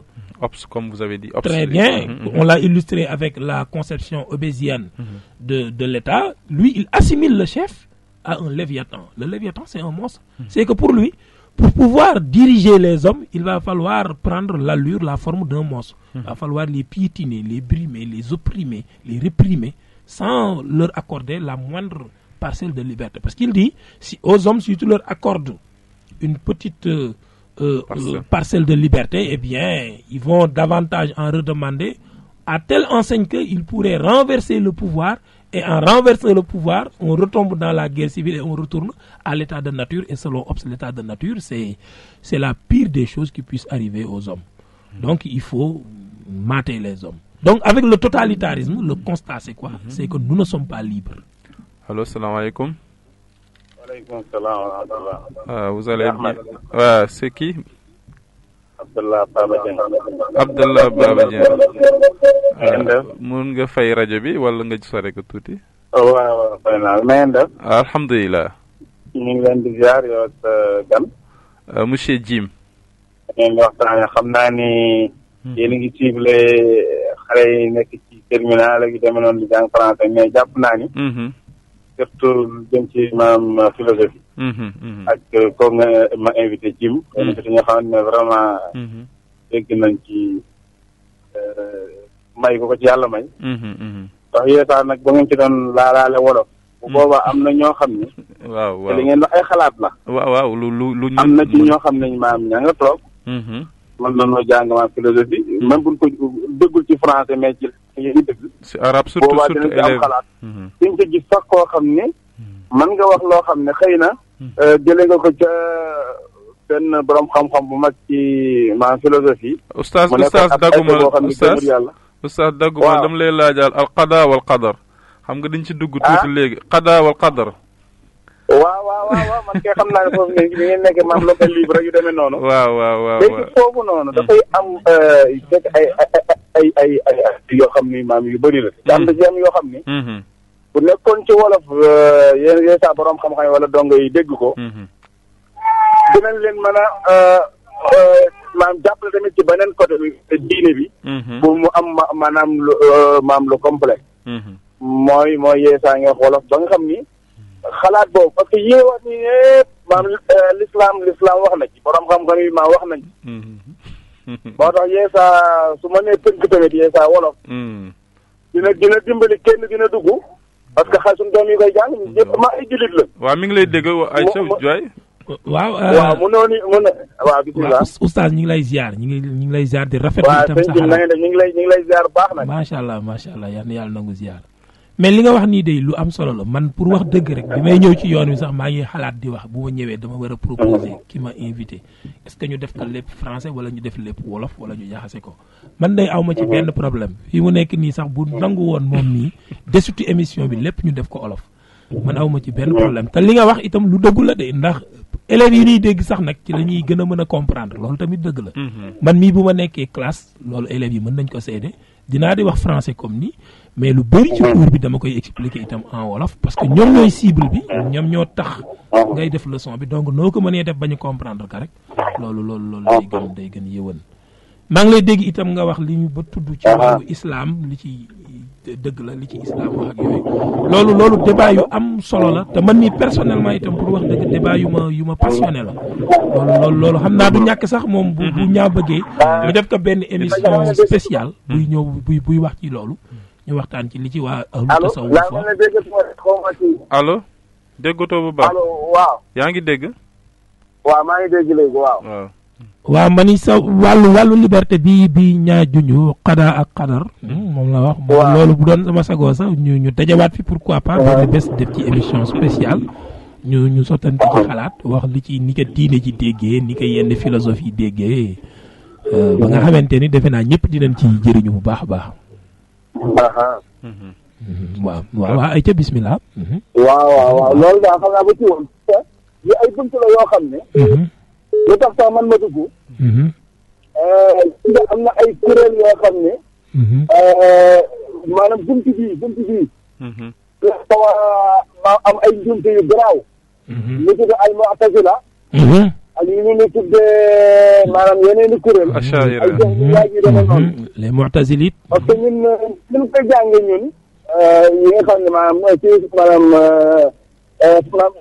ci philosophie yi la ñun ñee maanaam dañ lay wax ni li ko njëkk ci côté l'islam ñeneen la ñuy wax ay Gaylaani Saqafi ay Aswari yu demee noonu te xalaat yi ñu doon indi yéen tamit boo toogee ko mel na yow mu lay nettali maanaam philosophie yu mag yu njëkk ya da ngay gis ni seeni xalaat day xaw a ñoom day xaw a tombe ba tax na yu demee nii daal comme noonu nga wax rek plateau dina baax dina ci def si gën a gindi ndax ñu gën a mën a am lu leer yaakaar ne dañ ko comparé li ñu xam ci l'islam ba yooyu saa la ca nekk ñu ne leen bii kat l'islam lii la ca wax wala l'islam ànd na ca lii wala àndul ca lii incha allah daañ ko def incha allah ni ngi mel ne xale yi di jàng ba léegi rek ndax nit ci golo la jógee wala jógewul ci golo xam nga loolu Sénégal war na ko weesu bu yàgg fekkee 98% 97% xale bu ndaw bu jàng l'islam da lay wan ne la nit jógewul ci golo ci suuf la jóge ndax yàlla wax na ko waaw mais théorie la boo xam te lu yàlla wax dëgg la waaw macha allah jërëjëf Oustaz ñu ngi lay gërëm ñu ngi lay sant yàlla fay gën incha allah non yow kay baax na idée baax na jazakallah xayran jërëjëf moom mooy directeur mooy directeur rajo waaw Oustaz jazakumullah xayran ñu ngi gërëm ñu ngi lay sant waaw Oustaz bi nga doon wax ni dañuy xool nu ñu defee benn émission spéciale pour xool effectivement allo asalaamaaleykum. waaleykum salaam wa rahmatullahi wa barakatu. noo tudd ak fooy wootee. le nom est. Moi je m'appelle Mamor Mbengue c'est à Thiénaba Seck. Mamor. Mbengue. Vous êtes à Thiénaba Seck. Oui, je m'appelle Mamor Mbengue à Thiénaba Seck. Thiénaba, ok, vous êtes sur la radio Leral FM. Bon, Mamor parfois faisait des reportages avec la radio Leral FM, pour la radio Leral FM à la Mecque. Je pense que vous oui, je reconnais la voix. Bon, en tout cas, je félicite la radio Leral FM de par sa citoyenneté, comme les écoles actuellement sont fermées par situation coronavirus oblige. Vous avez la radio directement là-bas, Thiénaba Seck? Oui, je vous écoute directement. Même j'ai écouté Oustaz Abdoulaye Babadien, un de mes amis là. Ok, merci. Je l'ai écouté tout à l'heure. Il voulait qu'on fasse l'émission en Wolof. Mais moi, bon, peut-être je suis un peu un bilingue parce que j'ai le bac plus 1 seulement. Donc j'ai fait la philosophie. Bon. Philosophie en arabe? Philosophie en arabe? Non, en français. En français, oui. Oui. Bon, imam de la mosquée, mais aussi j'ai fait la philosophie en français. Masha'Allah. Donc vous me comprenez? Oui, je vous comprends très bien. En tout cas, bon, je félicite M. Jim. Parce que philosophiquement parlant, il maîtrise bien la leçon. Parce que c'est pourquoi on l'a nommé professeur. Vraiment, c'est un grand professeur en philosophie, parce que moi, je l'ai bien écouté. Mais j'ai une question que je veux poser. Quoi. Allez-y. Est-ce que maintenant, la réalité n'a pas contredit Jean-Paul Sartre? Parce que selon Sartre, on ne peut pas être libre. Selon Sartre, on ne peut pas être libre. Même il a dit la condamnation d'être libre. Bon, maintenant, comment expliquer la liberté et le confinement? La liberté et le confinement. Et le confinement. Wow. En tout cas, le musulman ne peut pas être libre. Parce que le musulman doit suivre des lois divines. Bon, mais même quand on ne croit pas en Dieu, avec cette nature-là, avec la réalité, coronavirus, que personne ne peut nier, comment expliquer cette liberté-là dont parle Jean-Paul Sartre avec le confinement. En tout cas, ça c'est ma question, mais de passage, et le couvre-feu. Et le couvre-feu. Bon. Bon, pour terminer, je félicite les autorités sénégalaises par leur engagement pour faire une lutte contre le coronavirus que personne ne peut nier, parce que vraiment, c'est une réalité et on voit ces signes. Je félicite aussi le ministre de la Santé avec ses messages courts et simples et explicites. Quand on l'écoute, il parle l'essentiel et il reproche. C'est bon. Vraiment, je félicite aussi les médecins. Merci. Parce que les médecins là sont des êtres humains, mais ils confrontent les malades. Donc, je les félicite. Merci. Donc, deux choses. Oui. On doit respecter les consignes que les médecins ont données, mais aussi, on ne doit pas oublier Dieu. On ne doit pas oublier Dieu. ولا نذيقنهم من العذاب الأدنى دون العذاب الأكبر لعلهم يرجعون. C'est Dieu qui a dit que je les ferai goûter un peu du châtiment dans ce petit monde-là, autre que le grand châtiment, pour que mes serviteurs se retournent vers moi. Donc, on ne doit pas négliger les consignes des médecins, mais on ne doit pas aussi négliger les istighfar, le repentir vers Dieu. Je m'excuse d'avoir un peu bouleversé le groupe, mais je suis très content. Ok, merci, c'est nous que vous remercions. Donc, on remercie Mamor Mbeng de Tchanabasek, Mamor Mbeng qui vient d'appeler. Il y a un autre. Allô? Allô? Allô, oui, bonjour. Bonjour, c'est qui vous appelez d'où? Oui, je reviens, c'est Sar Mohamed. Ah, Mohamed Sar, oui. Oui, c'est juste une objection par rapport à ce monsieur qui vient de quitter. Et lorsqu'il dit que le musulman n'est pas libre. Donc, je voudrais savoir dans quel sens il dit que le musulman n'est pas libre. Oui, ok. Donc, M. Jim va revenir là-dessus tout de suite. Juste quelque chose. Oui, si le musulman n'est pas libre, donc à quoi bon le jour du jugement dernier? Donc ça n'a pas de sens.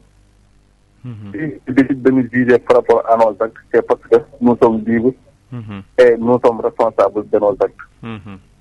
Oui, donc s'il dit que le musulman n'est pas libre, même s'il y a des recommandations divines. Donc je pense qu'il avait un peu accepté, Jim l'avait un peu brossé tout à fait au début. Le fait d'accepter les lois, c'est une liberté, c'est une forme de liberté. Effectivement, c'est ça, oui, c'est ça. Oui, c'est ça. Donc c'est ce que j'aimerais ajouter par rapport à ça. Merci. Donc si le musulman accepte d'obéir aux recommandations divines, donc il est, comme l'a dit dans le Gousso, obéissance aux lois conséquentes, c'est la liberté. Donc si je suis musulman et j'obéis aux lois ou bien aux préceptes de l'islam, dans ce cas, je suis libre. Ah, ok, oui. Okay. Merci, M. Sarr, encore une fois. Excusez-moi. Non, il n'y a pas de souci. Donc, nous allons rebondir un peu directement sur votre question que vous aviez posée tantôt.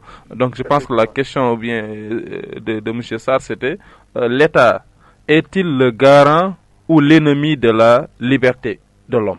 Mais avant oui, allez, vous allez prendre en charge correctement ces questions, si vous voulez, vous pouvez décrocher. Non, allez. Ah, d'accord. Il va falloir que je termine l'exposé sur les différentes doctrines politiques. Allez-y. Allez-y, vous en étiez au niveau du totalitarisme. Très bien, le totalitarisme. Donc, le constat, c'est quoi, avant de passer à une autre doctrine? C'est qu'avec le totalitarisme, encore appelé absolutisme, l'homme n'est pas libre. Et c'est pourquoi je dis aux élèves, si vous voulez démontrer, si on vous pose une question dans un sujet de dissertation, est-ce que l'homme est libre dans un État? Si vous voulez démontrer que non, l'homme n'est pas libre dans un État, passez par le totalitarisme, encore appelé absolutisme. Maintenant, ce totalitarisme, ou absolutisme, a différentes formes au cours de l'histoire. Parfois, on l'appelle, puisque ce que je dis là, un prof, comme moi, peut faire le cours sur l'État sans pour autant mentionner le totalitarisme. Mais il peut l'appeler sous une autre forme, c'est-à-dire passer par les différentes formes du totalitarisme. Au cours de l'histoire, on a constaté que parfois le totalitarisme a été une comment dirais-je encore, un triumvirat. Qu'est-ce qu'un triumvirat? C'est quand 3 personnes s'accaparent du pouvoir pour faire ce qu'ils veulent. Nous sommes dans un régime totalitaire. C'est un régime absolutiste. Mais cette fois-ci, on l'appelle triumvirat. Pourquoi? Parce que c'est 3 personnes. C'est comme dans la Grèce antique ou encore dans l'Antiquité romaine. C'est ce qui se passait très souvent.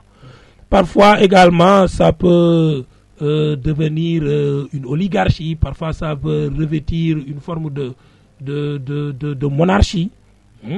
Parfois également, on l'appelle une forme de dictature, comme le fascisme de Hitler, de Mussolini. C'est des régimes totalitaires. Et là, on constatait très souvent que les populations n'étaient pas du tout libres. Parfois également, le chef peut s'apparenter comme étant un dieu. Il demande aux gens de se prosterner dès qu'il apparaît. C'est comme dans l'Égypte pharaonique à l'époque. Là également, on constate qu'il n'y a pas de liberté de la part des populations qui sont réduites encore une fois à l'état d'esclavage. On les considère comme étant un sujet.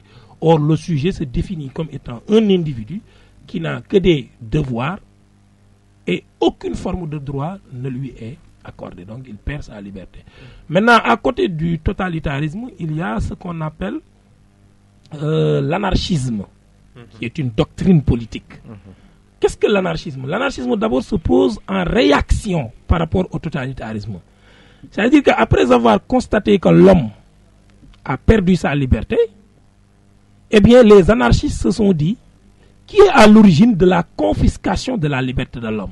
Leur réponse a été l'État. Donc, ils disent, logiquement, si nous voulons que l'homme redevienne libre, il va falloir qu'on se débarrasse de l'État. C'est comme les Bakounines, je pense. Très bien, très bien. Les Bakounines, n'est-ce pas, les Fouriers, bref, ceux-là que l'on appelle les anarchistes, les gens graves, entre autres.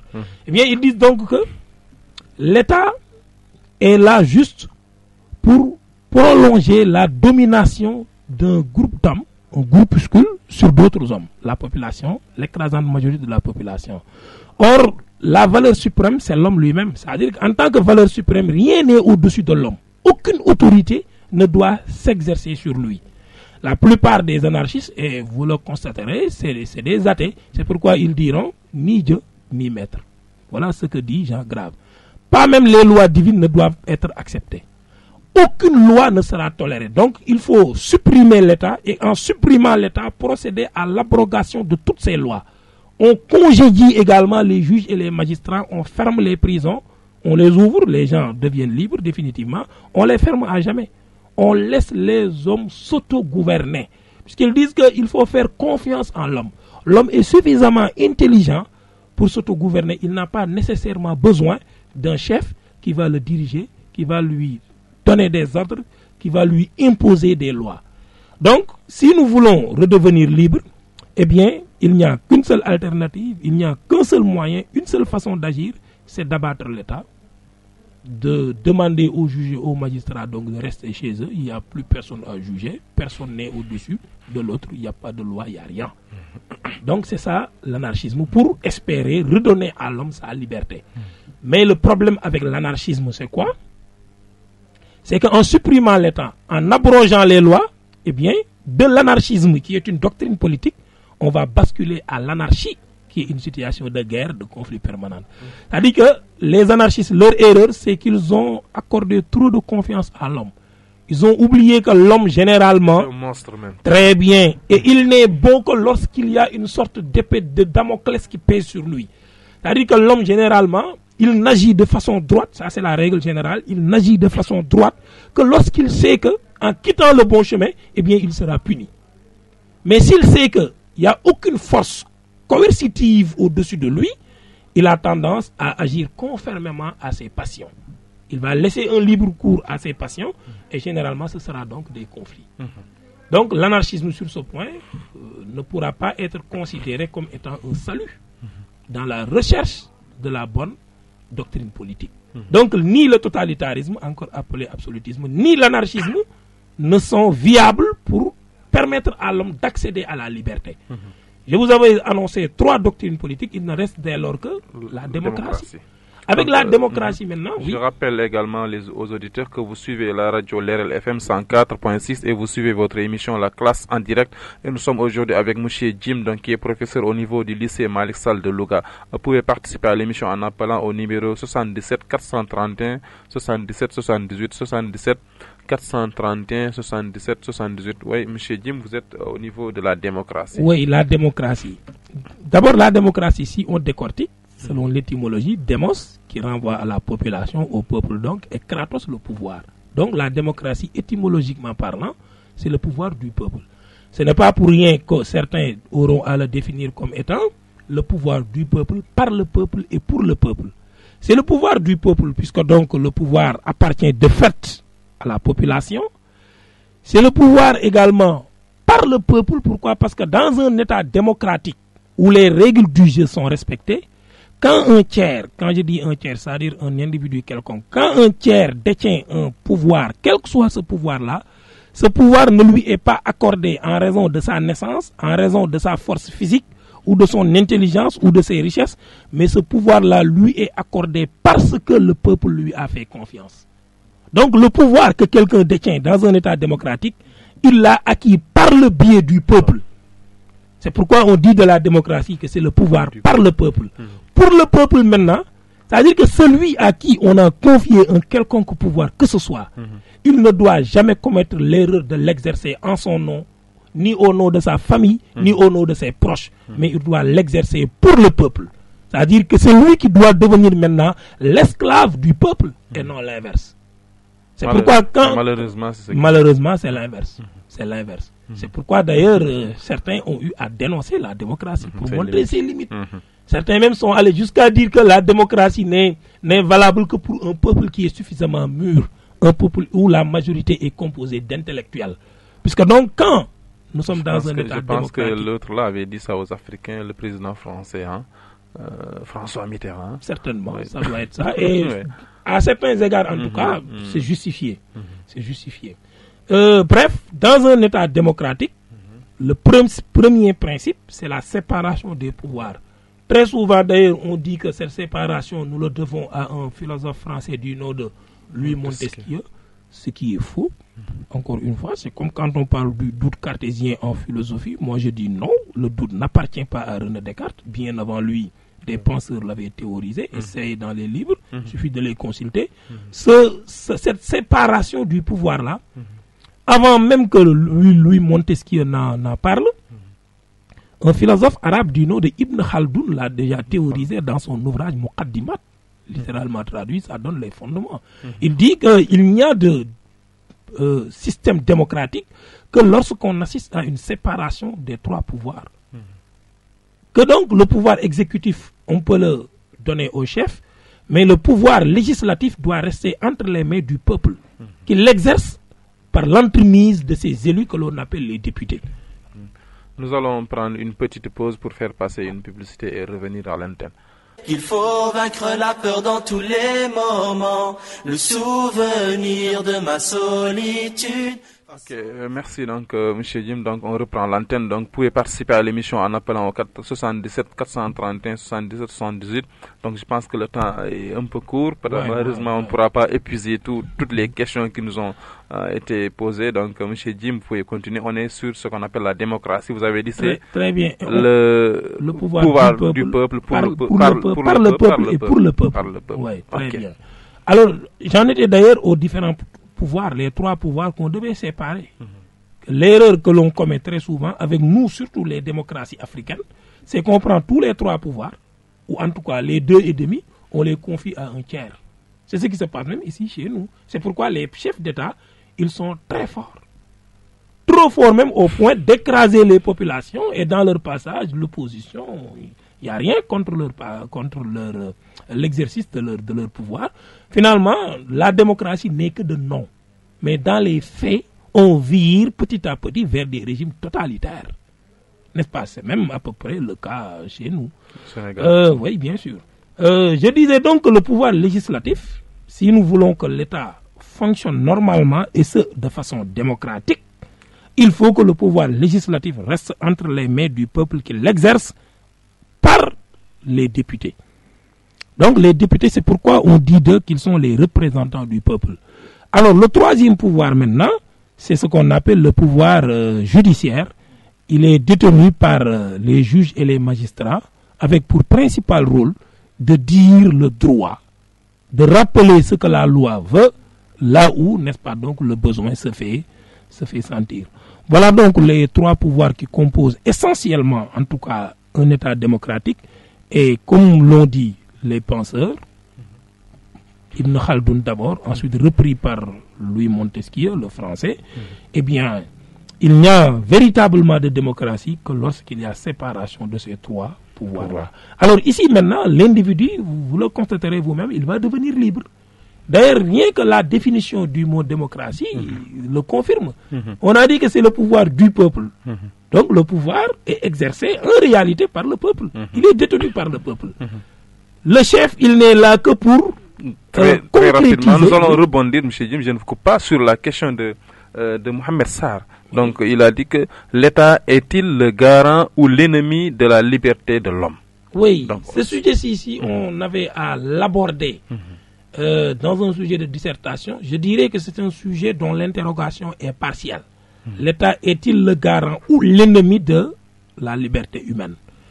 Le ou là fait que l'interrogation est partielle. Or, quand un sujet est une interrogation partielle, moi, ce que je propose, c'est quoi? C'est que dans la thèse, on doit procéder à l'explication du sujet. Et dans l'antithèse, procéder à sa relativisation. Et là, on n'aura plus besoin de passer par une synthèse pour venir à bout du sujet. Donc, dans la thèse, il faut montrer que l'État est parfois le garant de la liberté de l'homme. Tantôt également, il est l'ennemi de cette liberté. Et conformément à ce qu'on a dit, en fonction des trois doctrines politiques, on verra que l'État démocratique est le garant de la liberté de l'homme. Tandis que l'État totalitaire est l'ennemi de cette liberté. Puisque donc avec l'État totalitaire, on a vu que l'homme ne peut pas prétendre à la liberté puisque l'homme est réduit à l'état d'esclavage. Tandis qu'avec l'État démocratique, le pouvoir appartient à l'individu lui-même. Ceux qui sont chargés d'exercer le pouvoir-là, ils doivent l'exercer au nom de l'individu. Donc si on respecte les règles du jeu démocratique, l'État sera garant de la liberté de l'individu. Maintenant, après avoir expliqué ceci dans la thèse, on pourrait maintenant revenir dans l'antithèse pour relativiser en disant ceci. Cependant, que l'État soit garant ou ennemi de la liberté de l'homme, de nos jours, l'État demeure une nécessité. Il est nécessaire pour un individu de vivre dans un État. Des penseurs comme Jean-Jacques Rousseau, comme George Wilhelm Friedrich Hegel l'ont théorisé. Rousseau dit, n'est-ce pas, donc que l'État, il est ce par quoi l'homme s'arrache de l'animalité pour se hisser au sommet de la civilisation, donc de l'humanité, tandis que Hegel dira également, sous forme de corroboration, que le devoir le plus éminent d'une personne est d'appartenir à un État. Donc je pense que c'est très clair. Oui, les Mutakalimoun également, qui se sont quelque peu entre... il y a deux questions également. Oui, sur la question des Mu'tazilites et des Asharites, comme vous avez dit. Oui, d'abord je rappelle que Al-Ashari, l'imam Al-Ashari, il faisait d'abord partie du courant des Mu'tazilites. Les Mu'tazilites, c'est qui? C'est des philosophes musulmans, donc des Mutakalimoun, qui ont eu à défendre l'idée selon laquelle l'homme est doté du libre arbitre. Que l'homme est entièrement libre. Dieu, après avoir créé l'homme, il le balance dans la nature, se retire complètement du monde et attend maintenant le jour du jugement dernier pour le juger conformément à ses actes. Et je pense que sans pour autant être un spécialiste de l'islam, il y a des versets du Coran qui corroborent, ou en tout cas qui semblent étayer cette approche. Quand Dieu dit فَمَنْ يَعْمَلْ مِثْقَالَ ذَرَّةٍ خَيْرًا يَرَهُ وَمَنْ يَعْمَلْ مِثْقَالَ ذَرَّةٍ شَرًّا يَرَهُ, que donc celui qui fait quelque chose de bien, même si cela a la taille d'un atome, il le verra. Celui qui commet le mal également, même si cela a la taille d'un atome, il le verra. Que donc quelque part nous serons jugés conformément à nos actions.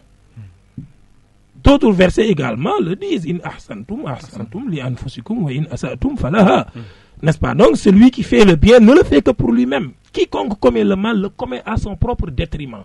Sous ce rapport donc, en tout cas, ces versets-là pourraient être interprétés de telle sorte que les Mu'tazilites auraient pu, pourquoi pas, avoir raison sur ce point. Mais le problème, c'est qu'il y a d'autres versets également, d'autres traditions prophétiques qui apportent la contradiction par rapport à la position des Mu'tazilites. Tout à l'heure, on en a parlé. Que donc, il semble quelque part que c'est Dieu qui est au début et à la fin de toutes nos entreprises, de toutes nos actions. N'est-ce pas, Firiko? Non, on va laisser les Abdallah qu'on nous interpréter.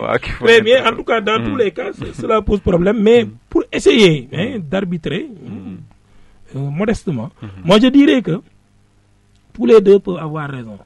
Notre imam, tout comme M. Sarr, devenu prof de philosophie. Oui, Mamor Mbengue, à qui nous disons encore une fois rebonjour, de même que Sarr. Moi je dirais que tout dépend de la théorie de la liberté, de la conception de la liberté dans laquelle il se situe.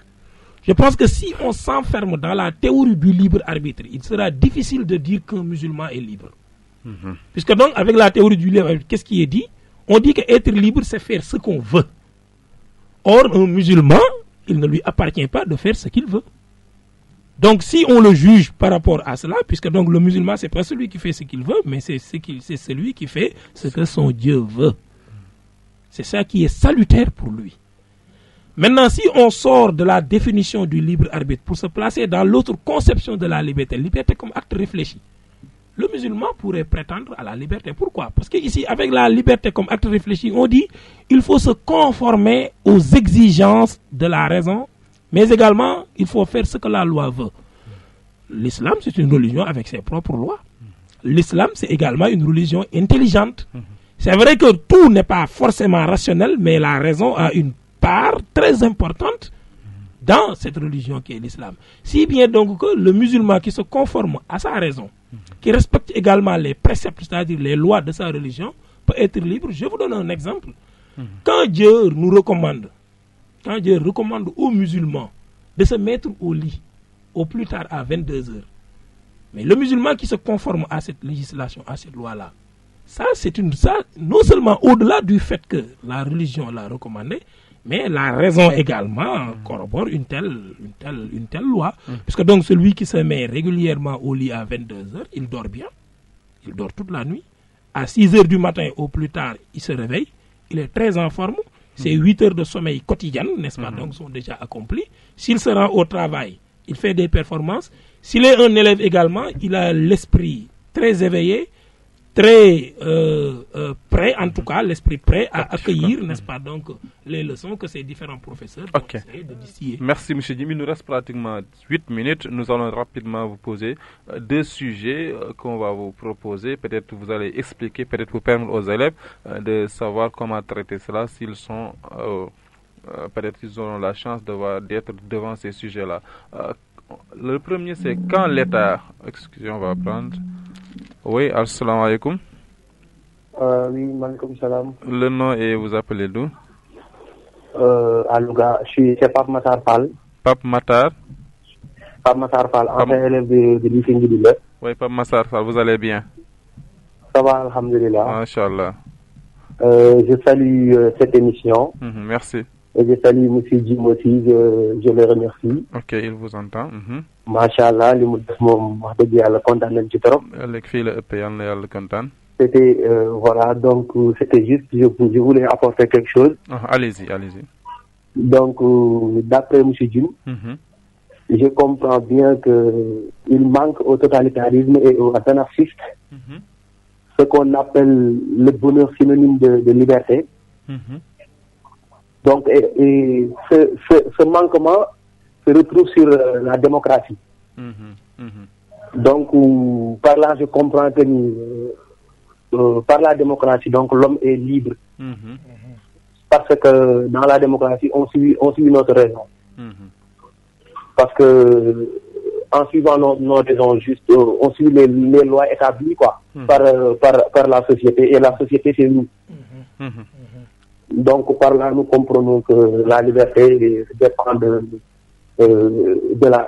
la raison, quoi. C'est une émanation de la raison. Donc. Ok. Tout à fait. Voilà, donc c'était juste ça. Merci encore une fois. Merci, Pape Massar Fall. C'est le centre du mot quoi.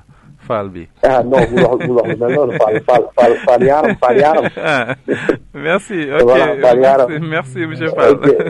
donc ziar monsieur Jim bu baax a baax di kontaan ci moom bu baax a baax tamit. ñu ngi lay dégg bu baax ñu gën a kontaan macha allah. Ok, merci beaucoup monsieur Jim. Merci. en tout cas li mu wax moom leer na nañ il a yàlla day waaw li mu wax li mu comprendre nii ba ma xëyee ba léegi lii rek laa bëggoon mu leer macha allah ni mu ko comprendre nii bépp élève bu ko comprendre nii kon mën nañu wax nii waaw macha allah inchallah ok donc Jim le sujet peut-être quand l'État est trop fort il nous écrase s'il est faible nous pourrissons. Nous périssons. Okay, je pense que c'est de Paul Valéry, cette pensée. Quand l'État est trop fort, il nous écrase. S'il est trop faible, nous périssons. Si on le traite de façon à la manière d'une dissertation philosophique, on dira que le sujet est de type affirmatif. Qu'est-ce que le sujet a affirmé? Le sujet a affirmé qu'un État trop fort va nous écraser. Un État trop faible, ce sera la mort de l'homme. Nous périssons, c'est-à-dire que nous allons mourir. Ce sera la loi du plus fort. Très bien. Maintenant, cela rappelle quelle forme d'État? Retournons aux doctrines politiques. Un État trop fort, c'est le totalitarisme, l'absolutisme.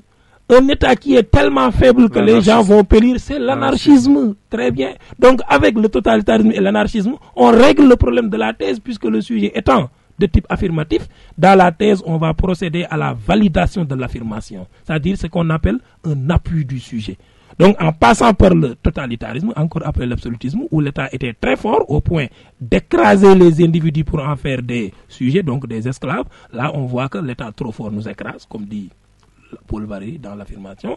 Un État trop faible, c'est un État anarchiste. Mais si nous avons un État où, pratiquement comme nos États, où il y a beaucoup de pouvoirs, de contre-pouvoirs qui font tanguer généralement les décisions de l'État. Là, il y a un risque. Le risque, c'est quoi? C'est que... Comme ces temps-ci, peut-être, là, au Sénégal.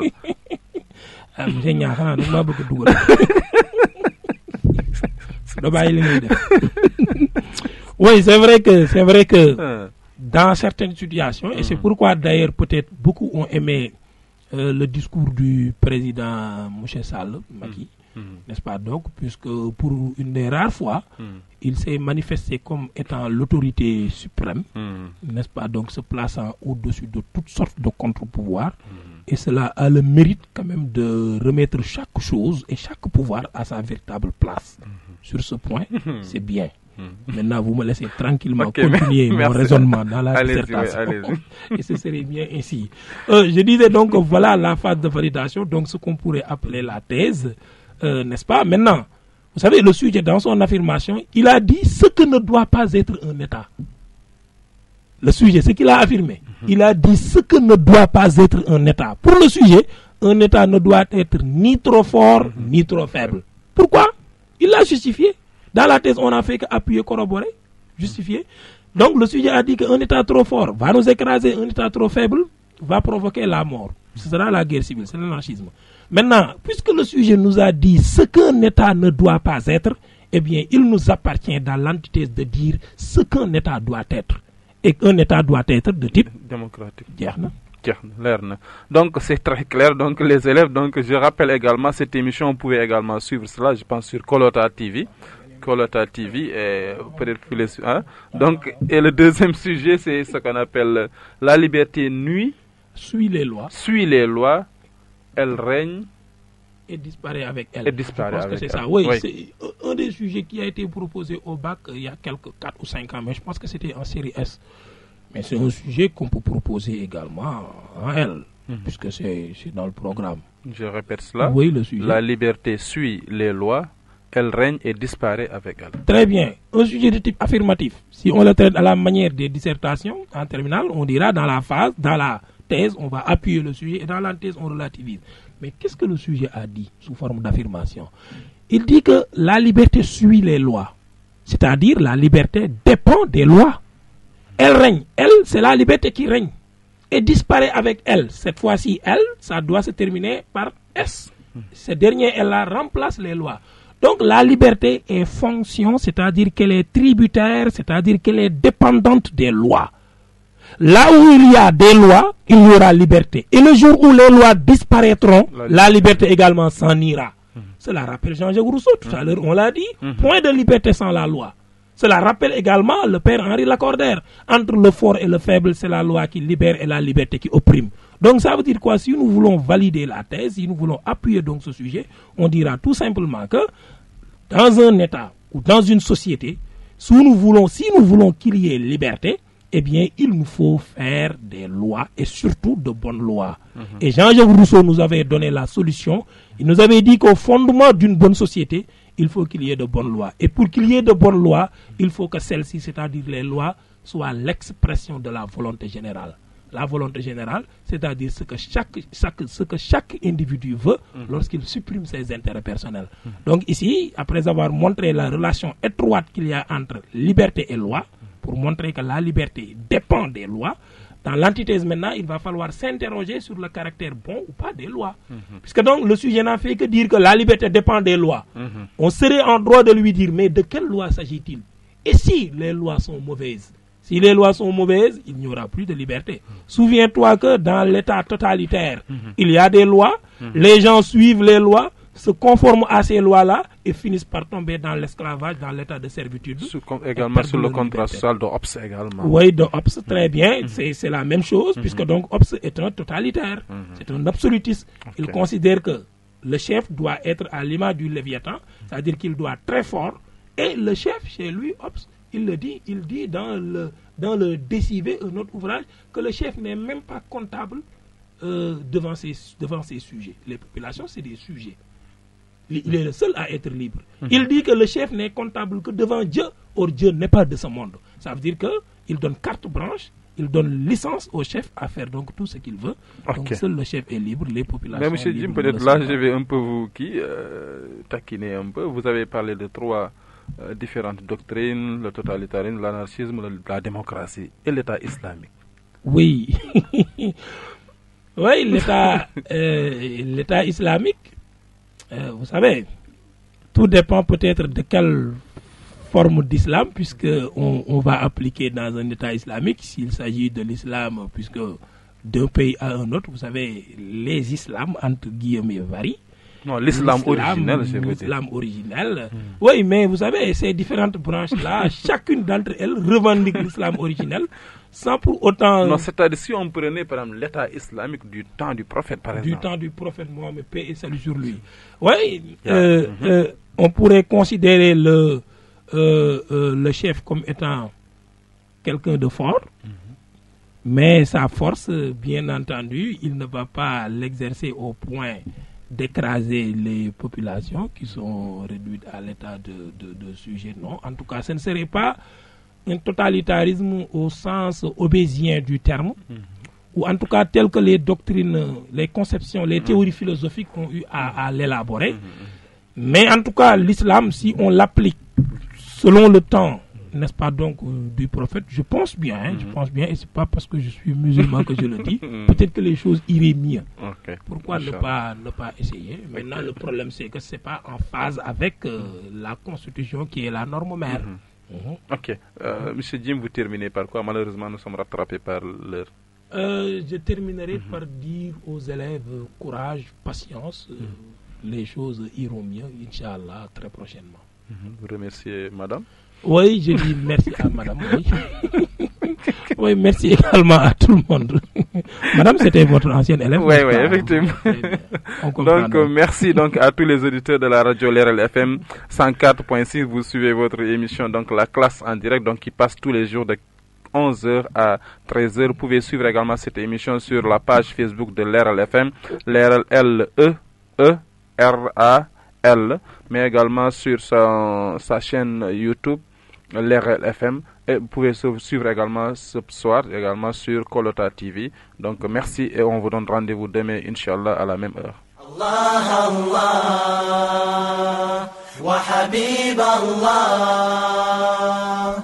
Allah, Allah, nous implorons ton aide, car sans ton aide nous sommes tous égarés. Allah, Allah, apprends-nous à aimer, car sans ton amour tout est empoisonné. Allah, Allah, nous implorons ton aide, car sans ton aide nous sommes tous égarés. Allah, Allah, apprends-nous à aimer, car sans ton amour tout est empoisonné. Car sans ton amour tout est empoisonné. Car sans ton amour tout est empoisonné.